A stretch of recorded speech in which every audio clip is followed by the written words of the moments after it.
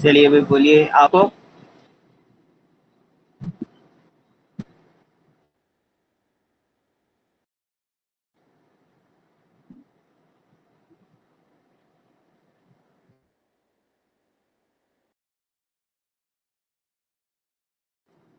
और नहीं पढ़ाया, जो पहले फर्स्ट क्लास में पढ़ाया था वही, और थोड़ा सा एक्स्ट्रा पढ़ाया है, उससे ज़्यादा क्लास अटेम्प्ट की होगी तो कोई प्रॉब्लम नहीं आएगी, और वैसे प्रॉब्लम आने वाली भी नहीं, क्योंकि बहुत सारे अभी अभी जुड़े हैं, तो थोड़ा वेट कर लेते हैं आने के लिए, आ जाए बाकी सारे,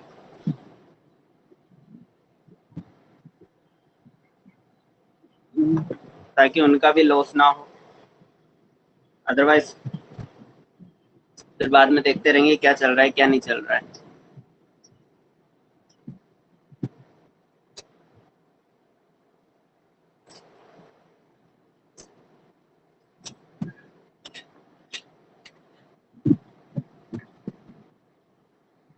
बहुत कम जुड़े हैं अभी तक, बाकी सारे कहाँ चले गए। एनरोल तो 14 मेंबर हुए हैं, 14 स्टूडेंट हुए हैं, और आज 4 ही रहे हैं, कहाँ रह गए। थर्ड सेमेस्टर के पेपर हो सकते हैं क्या? नहीं भाई, थर्ड सेमेस्टर के पॉसिबल नहीं है अभी, ठीक है ना। तो प्रमोशन हो चुका है तुम लोगों का, अगर नहीं आई है कंफर्म न्यूज़ तो आ जाएगी।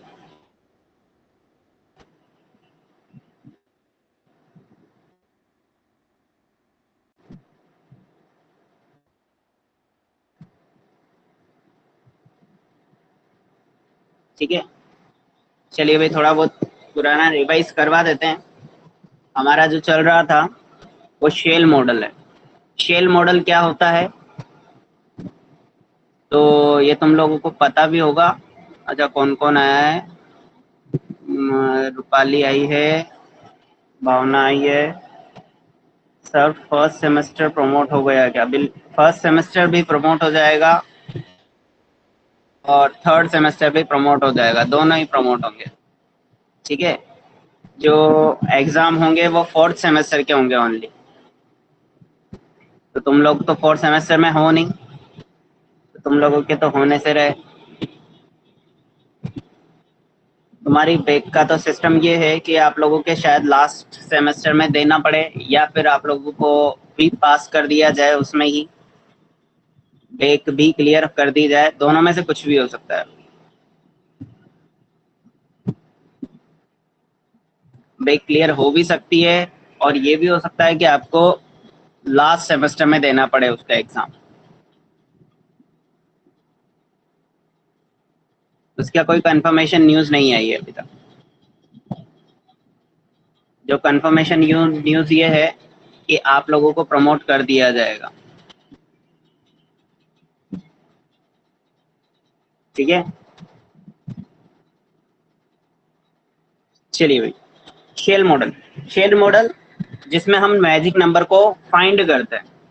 शेल मॉडल ऐसा मॉडल है, ऐसा न्यूक्लियर मॉडल है जिसमें हम मैजिक नंबर फाइंड करते हैं, यानी कि जो हमारे पास किसी स्पेशल नंबर पर न्यूक्लियाई की स्पेशल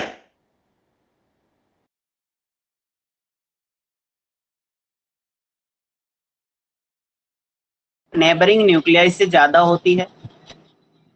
उसके अलावा कुछ प्रॉपर्टीज हमने ये भी देखी थी कि वहां पर हमारे पास जैसे ही हम कंटिन्यू में एनर्जी को देखते हैं तो हमारे पास जो फंक्शन आता है वो कंटिन्यूस आता है, लेकिन जैसे ही मैजिक नंबर न्यूट्रॉन नंबर 126 आ जाता है तो वहां पर डिसकंटिन्यूटी शो कर। ये भी हमने देखा था कि जब हम बात करते हैं सिमेट्री की, तो सिमेट्री में होता क्या है कि आपके स्फेरिकल सिमेट्री है, और जैसे जैसे आपके मास नंबर इंक्रीज होता जाए वैसे वैसे उसकी सिमेट्री चेंज होती जाएगी।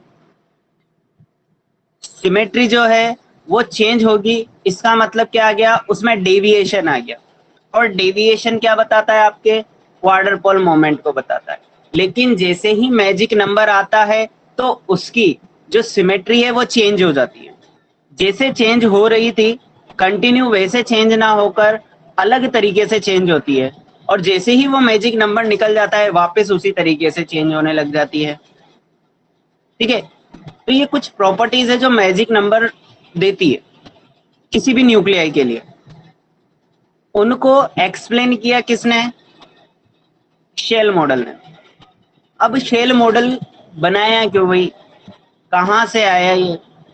तो उससे पहले इसकी थोड़ी सी हिस्ट्री पे चलते हैं। शेल मॉडल बनाने से पहले हमने ये देखा कि क्या हम मैजिक नंबर को किसी और तरीके से फाइंड कर सकते हैं क्या?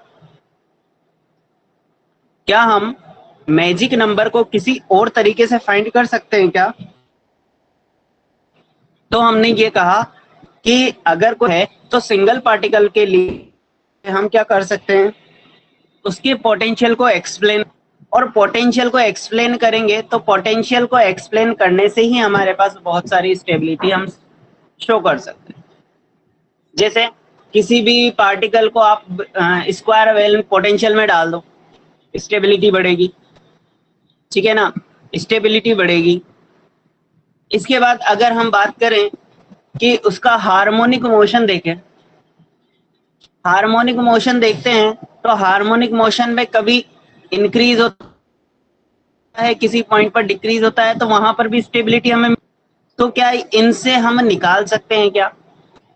तो बस यही चीज देखने वाले हैं। हमारे पास सिंगल पार्टिकल मॉडल के लिए हमने क्या, एक्सट्रीमम सिंगल पार्टिकल मॉडल के लिए हमने यही कहा कि हम जब किसी पोटेंशियल को एक्सप्लेन करते हैं तो पोटेंशियल के एक्सप्लेनेशन के साथ ही हम उसकी स्टेबिलिटी को भी शो कर सकते हैं।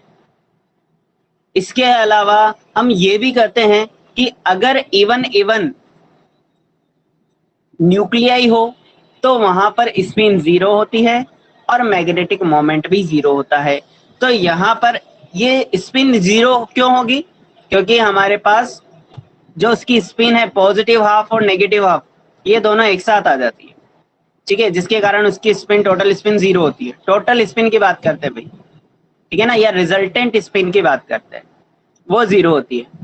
इसलिए हम कभी भी इवन मल्टीपल होगा या इवन नंबर में होगी आपके न्यूट्रॉन या प्रोटॉन नंबर, तो हम कभी भी उसके लिए स्पिन या पैरिटी नहीं निकालते। ठीक है ना, इवन नंबर में होगी तो स्पिन और पैरिटी हम बिल्कुल नहीं निकालेंगे। जब इवन मल्टीपल के लिए ना निकाल के केवल ओड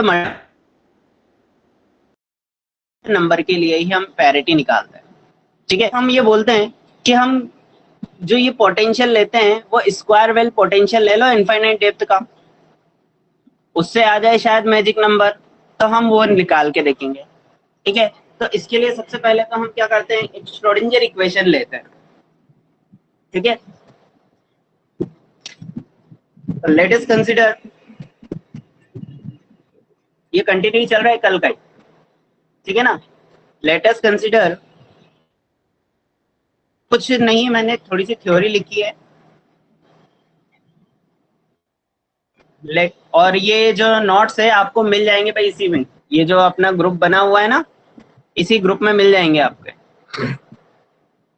इसी के अंदर जो स्टडी मटेरियल है, उस स्टडी मटेरियल में आपको यूट्यूब पर भी जो क्लास चलती है उस क्लास की वीडियो मिल जाएगी। उसके अलावा आपको एक ही वीडियो है वहां पर भी, इसके अलावा रिकॉर्डेड वीडियो भी है, जो कल किसी ने अगर ऑफ कर दिया था या कोई कल नहीं भी आया था तो वो वीडियो देख सकता है, रिकॉर्डेड वीडियो इसमें है। ठीक है, तो कल की क्लास देख लेना उसमें। उसके अलावा जो आपके नोट्स हैं वो आपको स्टडी मटेरियल पर मिल जाएंगे। ठीक है, तो थोड़ा अच्छा है ये, मेरे को अच्छा लगा जूम ऐप से, तो बहुत ही अच्छा लगा ये वाला ऐप। ठीक है, वहाँ पे रिकॉर्डिंग वगैरह भी नहीं होती थी, यहाँ पे रिकॉर्डिंग तो हो जाती है। चलिए, let us consider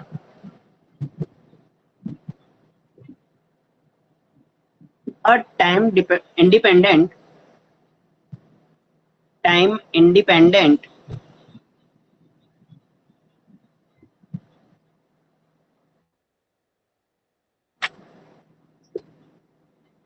for moving particle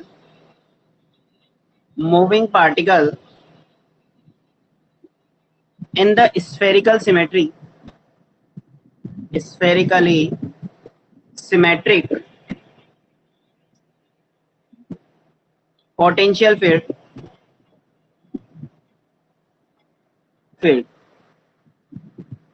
तो इसमें क्या होगी भाई, del square psi r theta phi plus 2m upon h cross square e minus b r psi r is equal to 0, equation number 1। ठीक है, ये Schrodinger equation, time independent Schrodinger equation.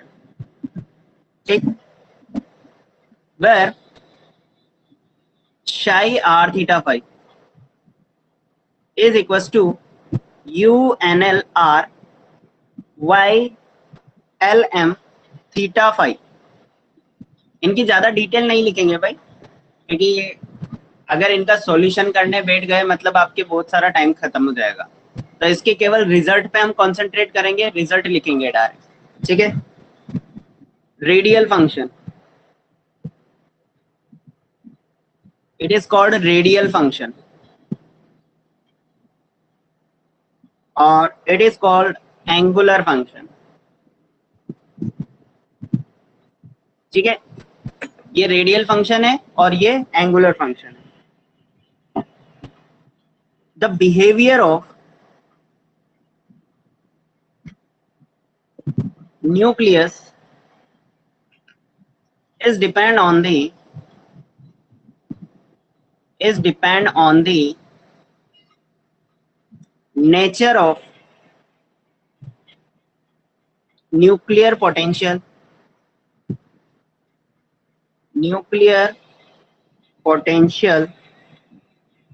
having following two types।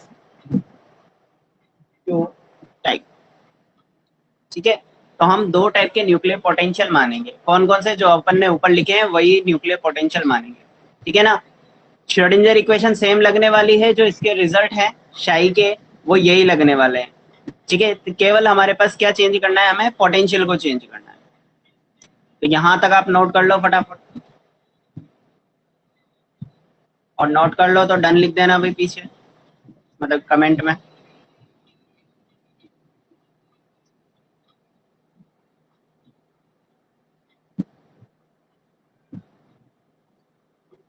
अच्छा, एक और चीज, अगर ऐसे ही कमाते रहे तो मैं रिकॉर्ड करना बंद कर दूंगा। मेरे को ऐसा लगता है जैसे कल में संजय गायब हो गया था कि रिकॉर्डेड वीडियोस देख लेंगे अपन तो।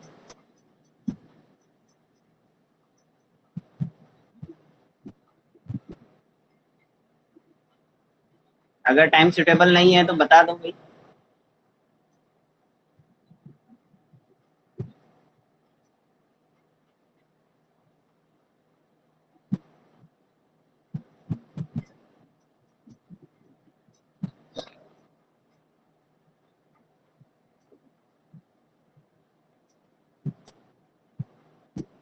चलिए, यहाँ तक हो गया कंप्लीट।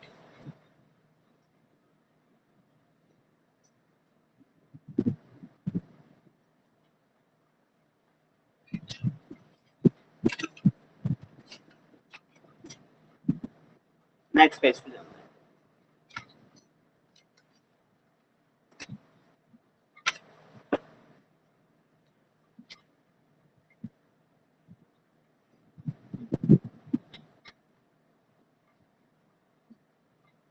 चलिए, first potential, first is square well potential. Square well potential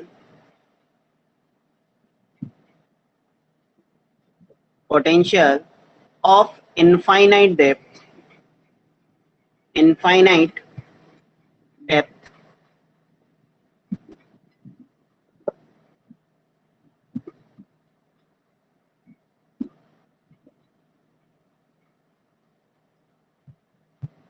यही नोट्स है तुम्हारे पास।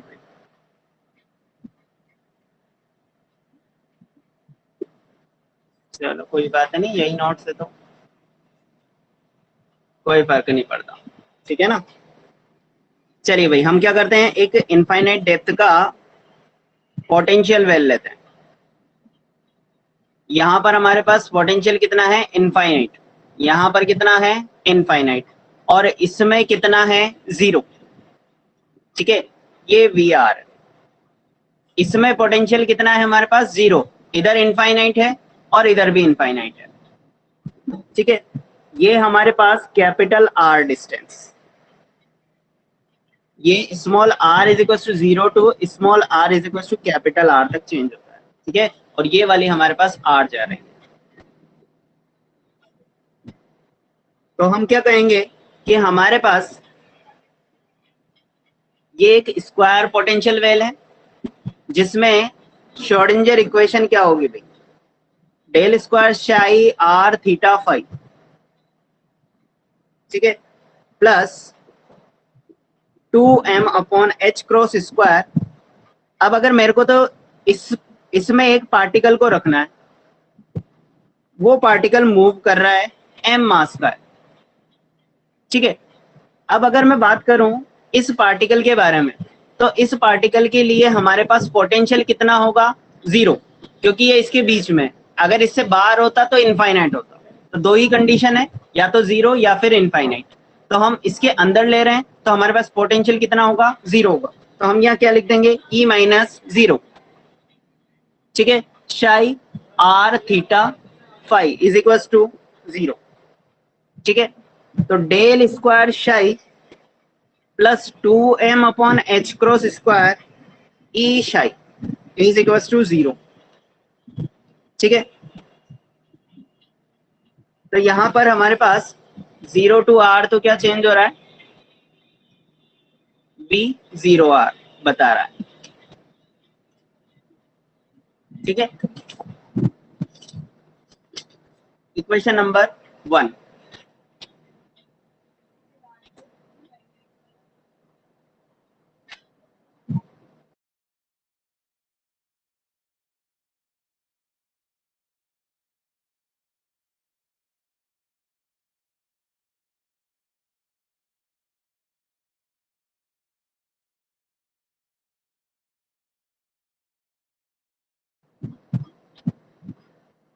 चलिए भाई, the solution of above equation in terms of Bessel function. Bessel function की फॉर्म में हम क्या करेंगे, इसका सॉल्यूशन लिखेंगे। ठीक है, तो जो हमारे पास ये वाला पार्ट था एंगुलर फंक्शन वाला, ये एंगुलर पार्ट से तो हमें मतलब नहीं है, हमें किससे मतलब है, रेडियल फंक्शन वाले पार्ट से मतलब है। ठीक है ना, तो रेडियल पार्ट से मतलब है, तो हम क्या कहेंगे यहाँ पर, रेडियल पार्ट क्या होगा, UNL is directly proportional to JKR। UNL is directly proportional to JKR।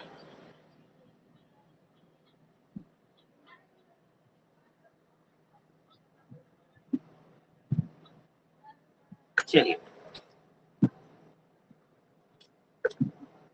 तो यहाँ पर UNL, अब ये जो JKR है, ये किस पर डिपेंड करता है भाई, L प्लस हाफ, L पर और उसकी स्पिन पर।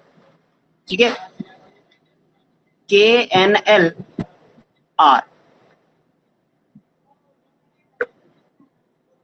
ठीक है, it is best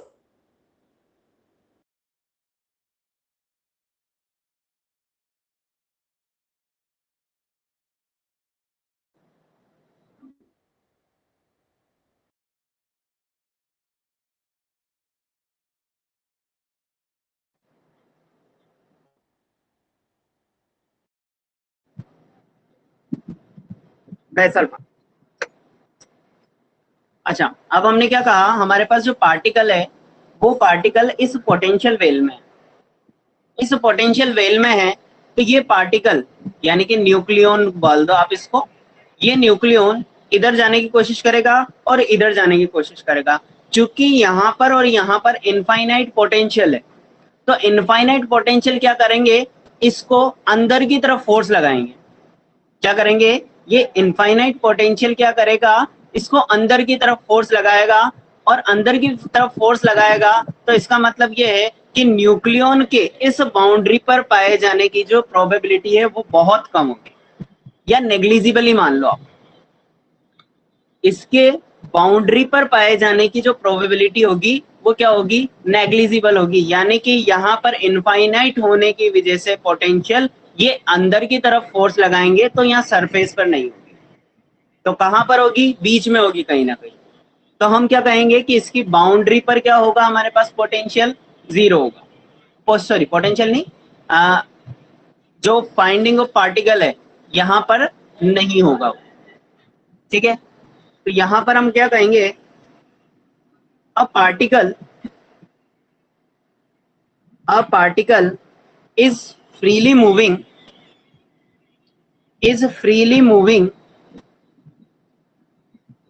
inside the well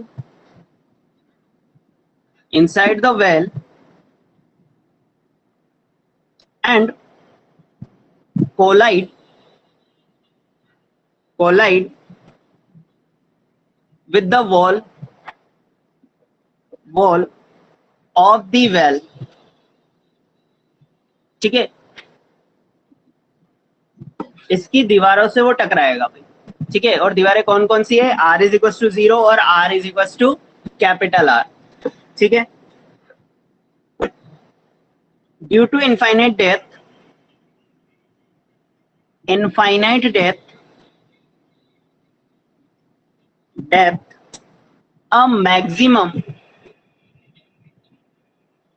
a maximum force is applied on the particle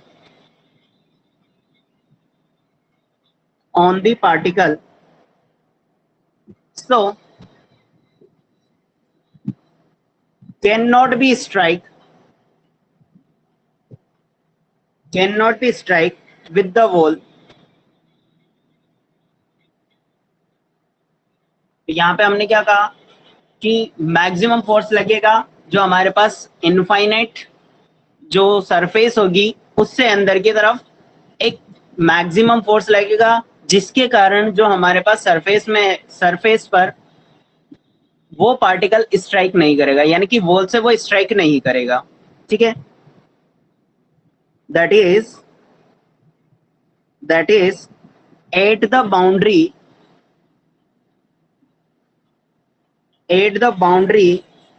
the probability of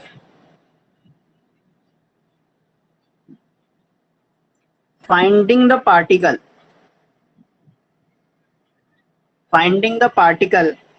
will be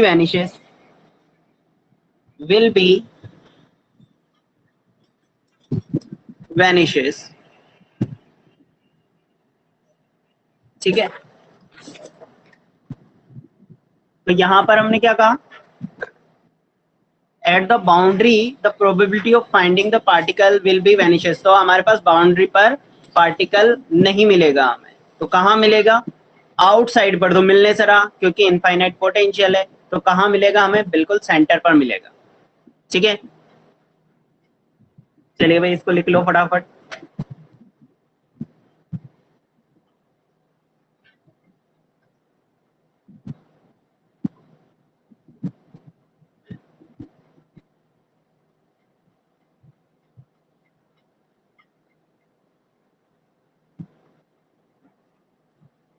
लिख लिया,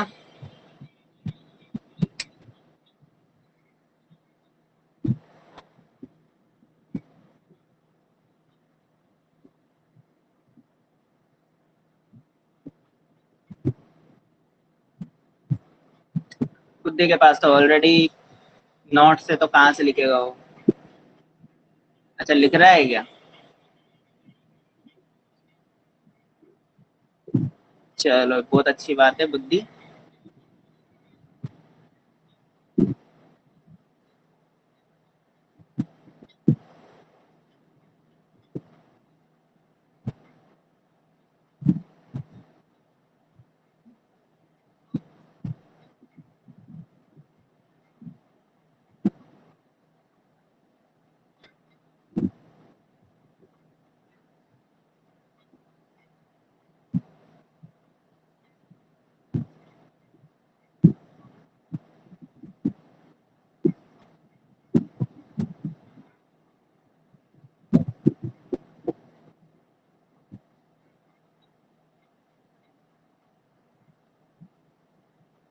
चलिए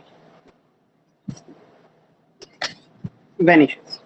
तो बाउंड्री कौन सी है? बाउंड्री कंडीशन क्या होगी भाई यहाँ पर?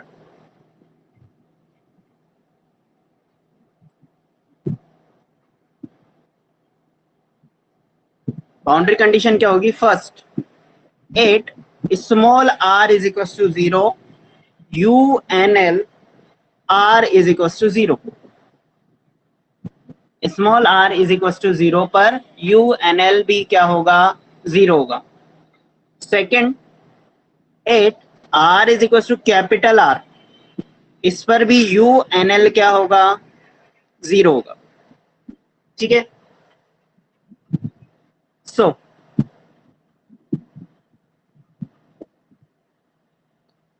Eight r is equal to 0, तो r इज इक्वल टू 0 पर हमारे पास एक इक्वेशन आई है, ये वाली इक्वेशन नंबर 2। तो इस इक्वेशन से हम क्या लिख सकते हैं? फ्रॉम इक्वेशन नंबर 2, यहाँ पर अगर मैं UNL 0 करूंगा, इसका मतलब क्या हो गया? यहाँ पर r की वैल्यू 0 है, दैट मीन्स ये पूरा का पूरा क्या हो जाएगा? 0 हो जाएगा। ठीक है ना? Which is not valid. UNL r is equals to 0, which is not valid from equation 2। कौन से लिए हमने? 2 से। 8 r is equals to capital R, तो UNL r is equals to कितना होगा? 0।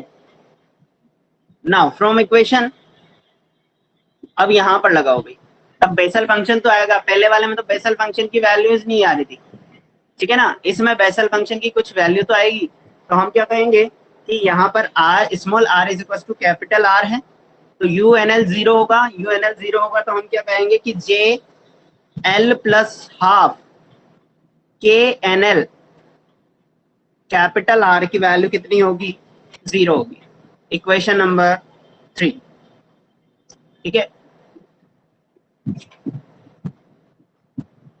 From equation 3 we can obtain the possible values of n l quantum number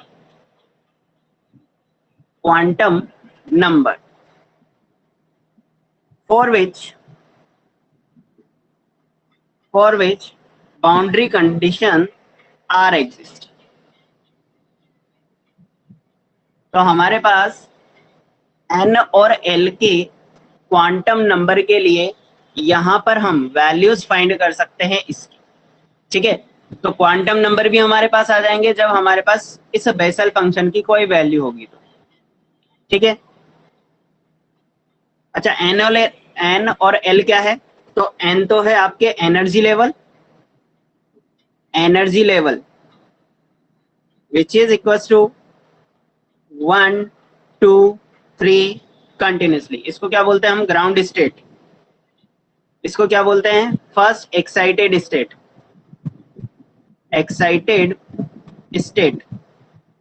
और इसको क्या बोलेंगे हम? Second excited state.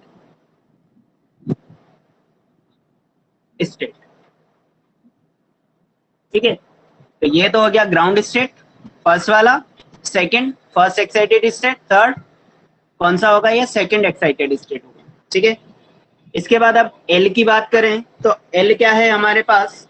Shape of orbit orbit के shape को बताता है। जैसे एल की वैल्यू 0 के लिए क्या होता है भाई? एस। 1 किसके लिए होता है? पी के लिए। 2 किसके लिए? डी के लिए। 3 एफ। 4 जी। कंटिन्यूसली चलता रहता है। ठीक है ना?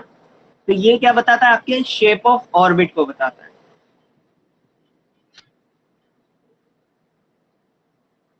For each energy level there are there are 12 plus 1 sub energy level. हमें पता है कि अगर कोई एनर्जी लेवल है तो वो सब एनर्जी लेवल में स्प्लिट्स हो जाती है भाई, ठीक है। तो वो कितने एनर्जी लेवल में स्प्लिट हो रही है? 12 प्लस 1 में स्प्लिट हो रही है, ठीक है। तो हम यहाँ पर यही लिख रहे हैं। अब इसका ओरिएंटेशन भी होता है भाई, इसका ओरिएंटेशन भी होता है, और ओरिएंटेशन होने की वजह से यहाँ पर हमें जो ये सब एनर्जी लेवल मिलेंगे वो डबल मिलेंगे, ठीक है। Because of two different orientation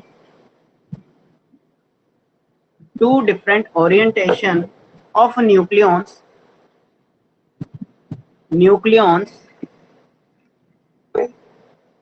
spin a energy level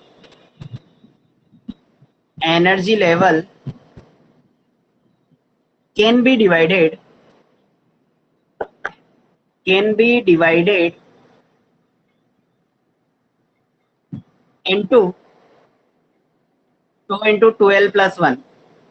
अगर मैं सिंगल के लिए बात करूं तो हमारे पास 12 प्लस 1 टू ओरिएंटेशन है, इसलिए क्या हो जाएगा 2 इंटू 12 प्लस 1, और हमारे पास एनर्जी सब एनर्जी लेवल आ जाएंगे, ठीक है ना। 2 इंटू 12 प्लस 1।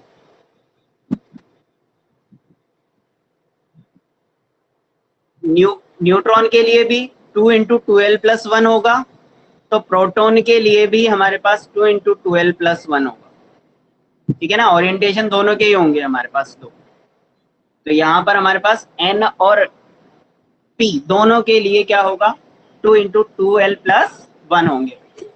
अब हम स्प्लिट करके देख लेते हैं भाई, ठीक है। एनर्जी लेवल देख लेते हैं, इसको फटाफट नोट करो।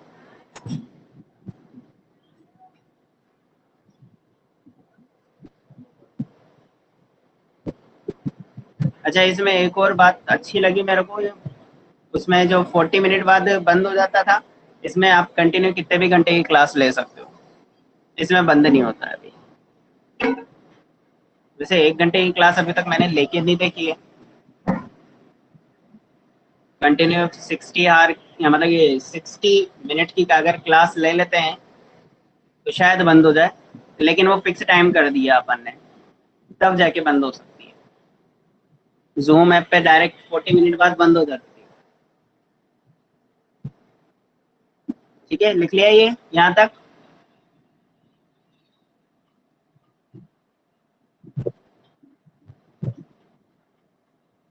तो हमने ये कहा कि हमारे पास सबसे पहले एक पोटेंशियल वेल लिया, उस पोटेंशियल वेल के बारे में ये कहा कि बाउंड्री पर हमारे पास न्यूक्लियॉन्स पाए नहीं जाएंगे, पार्टिकल्स पाए नहीं जाएंगे। तो कहाँ पाए जाएंगे? सेंटर पर पाए जाएंगे। सेंटर पर पाए जाएंगे तो हमने बाउंड्री कंडीशन लगा दी। अब बाउंड्री कंडीशन लगाई तो वहां पर हमारे पास बेसल फंक्शन आया, और उस बेसल फंक्शन के थ्रू हम एन और एल फाइंड कर सकते हैं। उस बेसल फंक्शन के थ्रू हम क्या फाइंड कर सकते हैं? एन और एल फाइंड कर सकते हैं। और जब हम एन और एल फाइंड कर लेंगे तो हम ये बोलेंगे कि यहाँ पर एन और एल ये आ रहा है तो उसका एनर्जी लेवल है, और उसके सब एनर्जी लेवल आ जाएंगे, ठीक है ना। एनर्जी लेवल तो आ गया, एन और एल आते ही। अब जैसे ही एन और एल आया तो वो क्या करेगा? उसको सब एनर्जी लेवल में डिवाइड कर देगा। अब सब एनर्जी लेवल कितने होते हैं? तो 12 प्लस 1।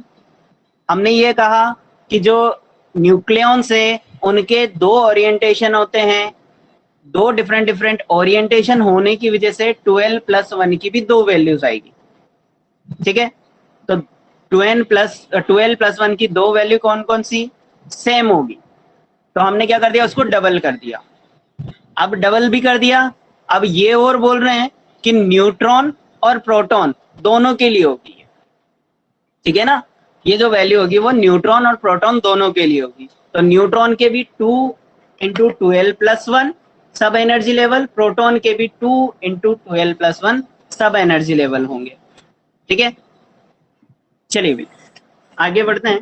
अब हम इसमें देखते हैं कि हमारे पास अगर एनर्जी लेवल्स हैं तो इसके लिए बेसल फंक्शन के लिए और मैजिक नंबर हमारे पास फाइंड होते हैं या नहीं होते हैं, तो हम यही देखने वाले हैं। एक टेबल बना लेंगे, इधर लिखेंगे हम NL लेवल, ठीक है। यहां पर हम फाइंड करेंगे 2L प्लस 1 इंटू 2, ठीक है। और यहां लिखेंगे हम समेशन 2 इंटू 12 प्लस 1, तो जितने भी सब एनर्जी लेवल होंगे हमारे पास मिल जाएंगे, टोटल सब एनर्जी लेवल आ जाएंगे। और यहाँ पर हमारे पास जो होगी वो बेसल फंक्शन में जो हमारे पास एक पैरामीटर है KNLR, जो फिक्स पैरामीटर के लिए हमें N और L देते हैं, ठीक है। ये देखो, ठीक है। तो हम बात करते हैं फर्स्ट 1S के लिए। 1S के लिए हमारे पास 2 इंटू 12 प्लस 1 कितना होगा, तो हमें L चाहिए, हमारे पास 1S है। S के लिए क्या होता है भाई, S 0, तो 2L 0 हो जाएगा, तो कितना आएगा 2, कितना आएगा 2, ठीक है ना। S के लिए 0 और 2 इंटू 12 प्लस 1 कितना हो जाएगा 2। यहाँ पर समेशन है, कोई फर्क नहीं पड़ता, अभी तो सेम ही है, केवल 2 ही है, 2 से ज्यादा है ही नहीं, तो ज्यादा फर्क ही नहीं पड़ेगा। ये जो वैल्यू आएगी वो 3.14 पे आएगी, ठीक है ना। बेसल फंक्शन 1p, 1p की बात करें भाई, तो 1p के लिए कितना होगा, p की वैल्यू 1, 1 इंटू 2 कितना, 2, 2 प्लस 1 3, 3 2 6, ठीक है, कितना होगा 6। तो यहाँ पर समेशन 8 करेंगे, इन दोनों को ऐड कर दो, कितना आया 8, ये यहाँ पर आएगा आपके 4.49 पर आएगा। सिमिलरली 1D, D के लिए 2, 4 मतलब 2 इंटू 2 4, 4 प्लस 1 5, 5 इंटू 2 10, 10 प्लस 10 18। क्या मैजिक नंबर हमें मिल रहे हैं क्या, मैजिक नंबर 2 है, 8 भी है, मिल रहा है, ऑब्वियसली बात है मिल रहा है। 5.76 हमारे पास मैजिक नंबर मिल रहे हैं, 2 8 मिल गए हमारे पास मैजिक नंबर, 2 और 8 मिल, 2s, 2s के लिए वापस 2, कितना हुआ 20, ये किस पर आएगा 6.28 पर। एक और आ गया मैजिक नंबर,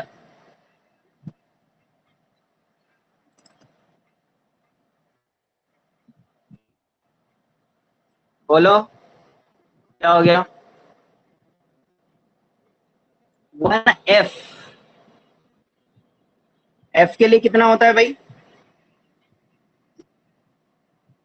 3,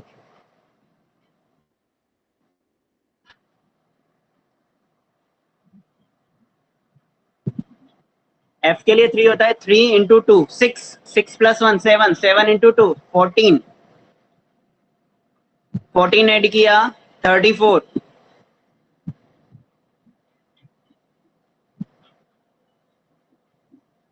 ये आपके बेसल फंक्शन से आएगी भाई, ठीक है। तो इनको कैलकुलेट करने की ज्यादा जरूरत नहीं है, क्योंकि मैंने आपको बताया है यहाँ पर केवल हमें ये देखना है कि हमारे पास मैजिक नंबर आ रहे हैं नहीं आ रहे, इनको कैलकुलेट करने की जरूरत नहीं है, इन्हें डायरेक्ट याद रखना है, ठीक है, क्योंकि ये जो वैल्यूज है हमारे पास डायरेक्ट आती है।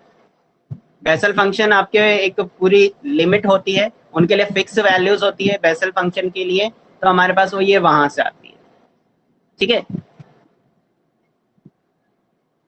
34 6.99, ये 6.99 पे आती है। 1f 2p 2p के लिए वापस 6, 40 और ये 7.73 पर आती है।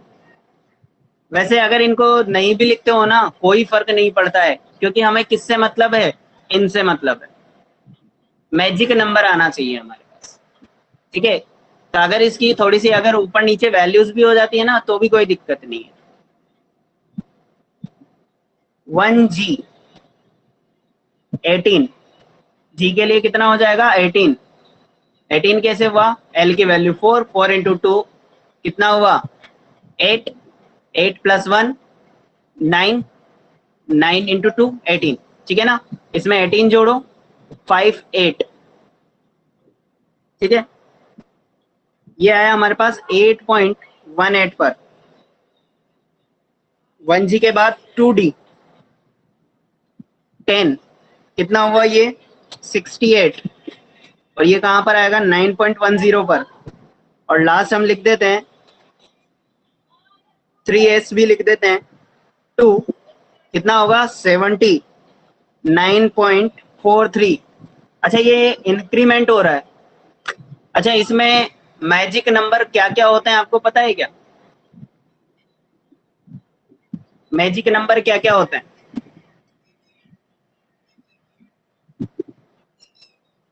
बताओ भाई फटाफट बताओ।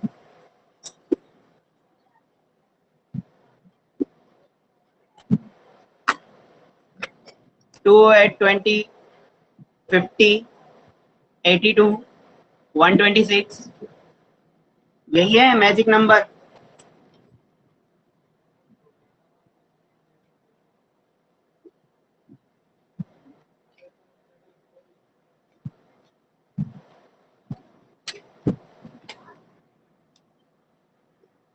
टू 8 20 50 82 126, बिल्कुल ठीक है। तो आपको यहाँ पर 2 मिल गया, 8 मिल गया, 20 मिल गया, अब 50 नहीं मिला हमें। 50 बीच में मिलना चाहिए था, यहाँ पे कहीं पे इस जगह पे मिलना चाहिए था, लेकिन वो नहीं मिला। इसके बाद 82 मिलना चाहिए था। आगे अगर इसको सॉल्व करते जाएंगे तो हम निकालते जाएंगे, आगे मिले नहीं मिले उससे कोई फर्क नहीं पड़ता, क्योंकि हमें बीच में 50 नहीं मिला, ठीक है ना। तो 50 नहीं मिला तो हम क्या कहेंगे, यहाँ पर पूरे मैजिक नंबर नहीं मिल रहे, कुछ मिल रहे हैं लेकिन सारे नहीं मिल रहे। तो ये क्या बताता है कि ये स्टेबिलिटी को शो करता है, ये स्टेबल होंगे। इसमें अगर ये फुल भरा हुआ है तो स्टेबल है, ठीक है ना। तो ये स्टेबिलिटी को तो शो कर देंगे, इनकी स्टेबिलिटी तो हम बता देंगे जिसमें ये मैजिक नंबर आ रहे हैं। लेकिन इससे ज्यादा वाले जो होंगे ना उनको हम एक्सप्लेन नहीं कर सकते, ठीक है। तो ये वाला पोटेंशियल वेल लेकर, यानी कि ये वाला पोटेंशियल लेकर हम इसको एक्सप्लेन तो कर सकते हैं लेकिन पूरे तरीके से एक्सप्लेन नहीं किया जा सकता। तो हम क्या कहेंगे यहाँ पर,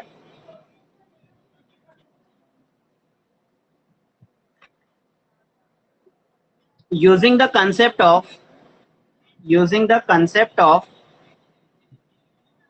square well potential,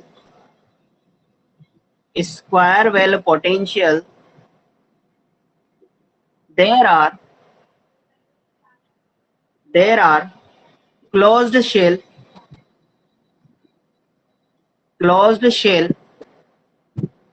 at total number of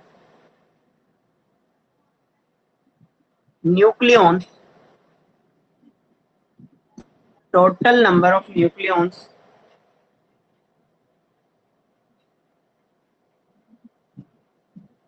2 8 18 20 34 40,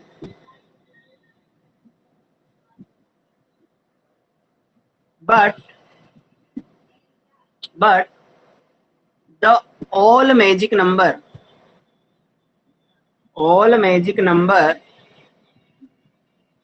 are not obtained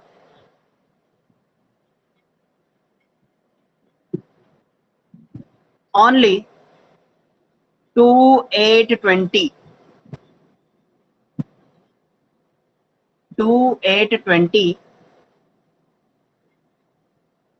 magic number are obtained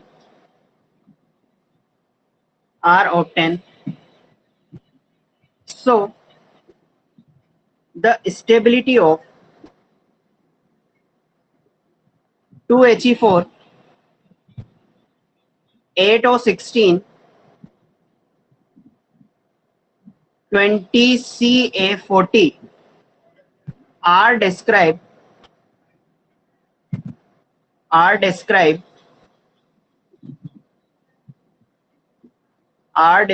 but some magic number are absent. ठीक है, so square well potential is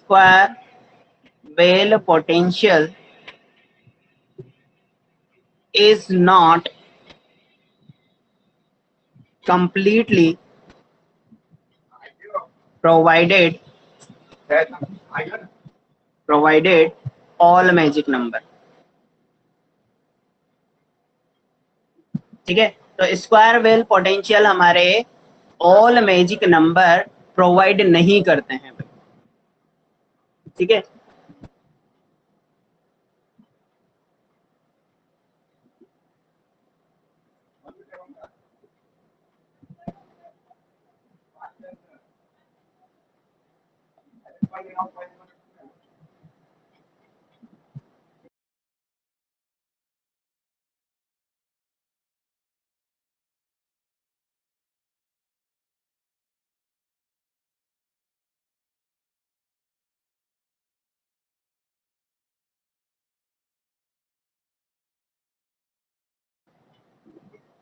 ठीक है,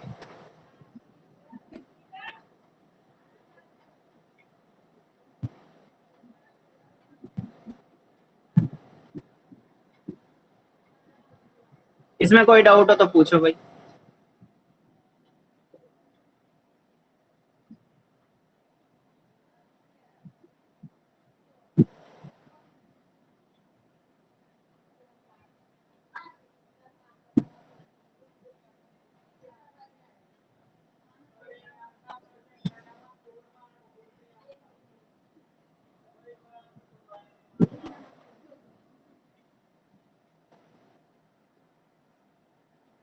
नहीं है कोई डाउट? चलिए, तो हम यहाँ पर स्क्वायर वेल पोटेंशियल से प्रॉपरली एक्सप्लेन नहीं कर सकते। अब हम दूसरा वाला लेके देख लेते हैं। ठीक है, दूसरा क्या है? Harmonic oscillator potential. दूसरा क्या है? Harmonic oscillator potential. ये तो कंप्लीट हो गया होगा।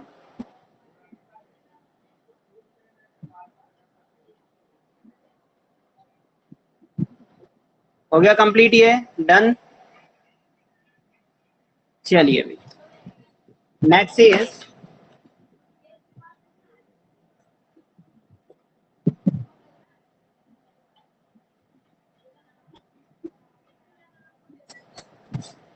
Harmonic oscillator potential.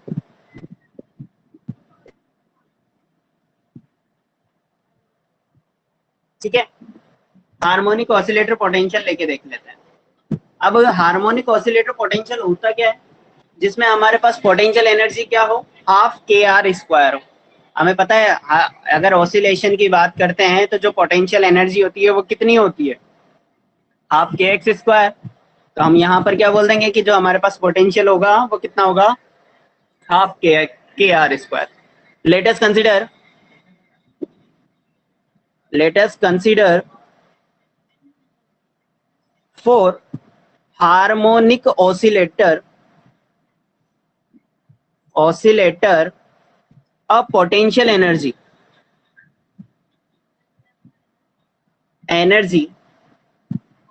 is VR is equals to half k r square. हमें पता है ये होता है हार्मोनिक ऑसिलेटर के लिए पोटेंशियल।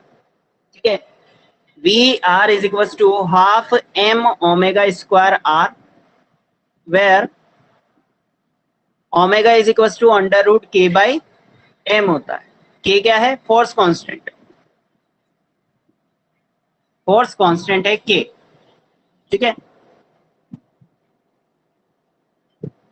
अब ये कब आता है हार्मोनिक ऑसिलेटर पोटेंशियल? जब इस पर कोई ना कोई एक रेस्टोरिंग फोर्स वर्क कर रहा हो, ठीक है। रेस्टोरिंग फोर्स वर्क कर रहा होगा तो हम यहां पर वो भी लिख सकते हैं।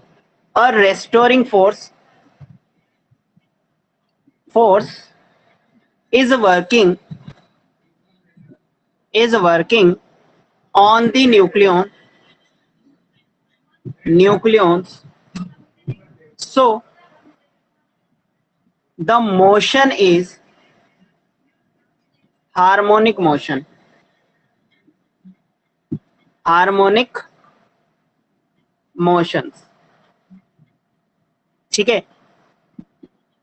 F is equal to minus k r, ये हो जाएगा हमारे पास equation number 1, it is equation number 2, ठीक है।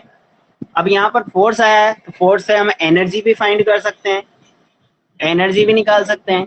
तो इसके लिए जो एनर्जी आती है वो क्या होगी? इन 3D, 3 dimension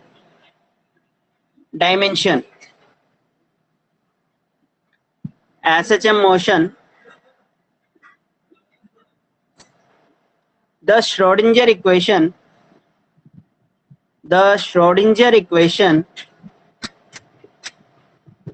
provided the radial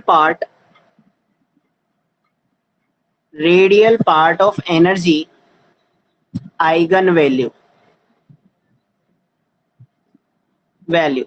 तो एनर्जी आइगन वैल्यू क्या होगी? E n l is equal to lambda plus 3/2 h cross omega, ठीक है। Where lambda is oscillating quantum number which is very important in shell model. इसका use हम shell model में भी करते हैं भाई, इस ऑसिलेटिंग क्वांटम नंबर का यूज हम शेल मॉडल में भी करेंगे, ठीक है। ये जो ऑसिलेटिंग क्वांटम नंबर है एन और एल से मिलकर बना हुआ है, ठीक है। Where lambda is equal to 2n plus l minus 2, ठीक है। लेमडा क्या है? ऑसिलेटिंग क्वांटम नंबर है जिसकी वैल्यू कितनी है? 2n प्लस एल माइनस 2, ठीक है। ये लेमडा होगा ऑसिलेटिंग क्वांटम नंबर।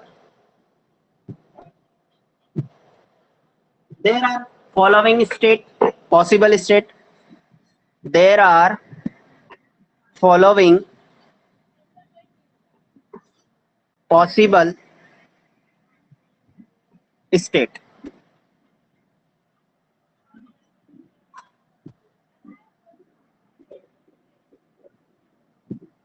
ठीक है, मैं आप लोगों को बिल्कुल 6 बजे तक पढ़ाने की सोच रहा हूँ, 6 बजे तक ओनली, ठीक है ना। 2 मिनट और बाकी, 5 मिनट और बाकी है। मैं ये देखना चाहता हूँ ये कब तक कंप्लीट होता है, खत्म होता है, ठीक है। 4 मिनट और बाकी है। मैंने स्टार्ट कर दिया था 4:10 पे, तो 5:10 पे कंप्लीट हो जाना चाहिए, ठीक है ना। बस यही देखना चाहता हूँ, इसलिए थोड़ा सा मैंने आगे बढ़ा दिया, नहीं तो मैं टॉपिक स्टार्ट नहीं करता, ठीक है ना। तो बोर मत होना, ज्यादा नहीं पढ़ाएंगे, ठीक है। चलिए भाई, पॉसिबल स्टेट एन एल, अगर एल इवन हो, ठीक है ना, एन एल इवन हो तो एल की वैल्यू 0, ठीक है। तो 0 है तो यहां से एन की वैल्यू क्या आएगी? यहाँ 0, इसको इधर लाए तो लेमडा प्लस 2, और ये कहाँ चला जाएगा? नीचे चला जाएगा, तो 2 नीचे आ गया। एल की वैल्यू 2 रखेंगे तो 2 माइनस 2 0, तो एन की वैल्यू क्या होगी? लेमडा बाई 2, ठीक है। यहाँ अगर 4 लेते हैं तो लेमडा माइनस 2 अपॉन 2 कंटिन्यूसली चलता रहेगा, 6 ले लेना, 8 ले लेना, ये कंटिन्यू चलता रहेगा। एन एल, ये एल ओड नंबर हो, ठीक है। तो ओड नंबर है तो हम क्या कहेंगे कि 1 आ जाए। 1 होता है तो क्या होगा भाई, 1 माइनस 2, -1 इधर लाएंगे प्लस, तो लेमडा +1/2, लेमडा -1/2, 3 आते हैं, लेमडा -3 जब हमारे पास यहाँ पर 5 होगा तो ये आ जाती है भाई। ठीक है, नोट कर लो इसको।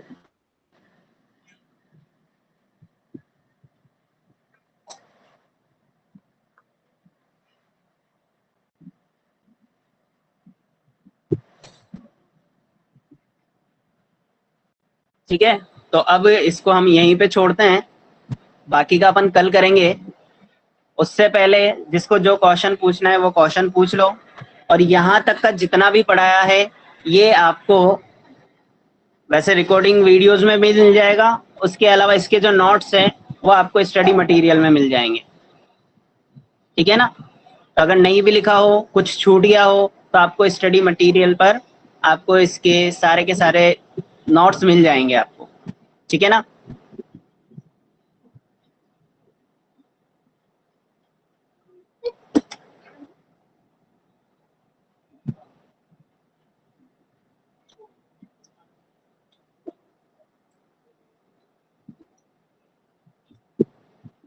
किसी को कुछ पूछना है?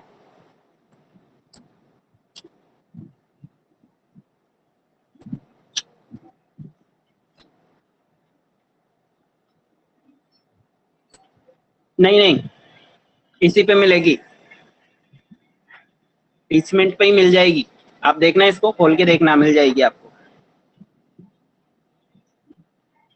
उसमें से लिख लेना, या फिर आपको स्टडी मटेरियल है, इसी के अंदर एक ऑप्शन भी है स्टडी मटेरियल, उसमें भी मिल जाएंगे। वीडियो से लिखना चाहो तो वीडियो से भी लिख सकते हो, और स्टडी मटेरियल पे जाके वो पीडीएफ वगैरह देखनी हो तो पीडीएफ भी मिल जाएगी आपको।